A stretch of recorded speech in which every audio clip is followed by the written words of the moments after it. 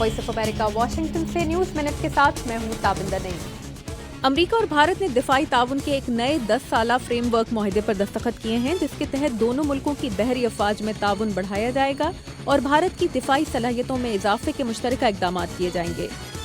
Iraq के सूबे अंबार में दौलत इस्लामिया ने दरियाए फुरात के अलवारार डैम से पानी की सप्लाई महदूद कर दी है। इस डैम से इराकी फौज के जेर कंट्रोल इलाकों के वाटर ट्रीटमेंट प्लांट्स और ज़राअत के लिए पानी मुहैया किया जाता है।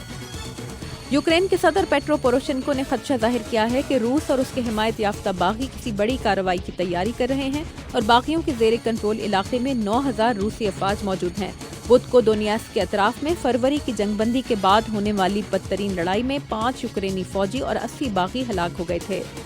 मिस्र की एक अदालत ने साबिक सदर हुस्नी मुबारक पर 2011 के एहतजाजी मुजाहिरों के शुरका के कत्ल के इल्जाम में दोबारा मुकदमा चलाने का हुक्म दिया है।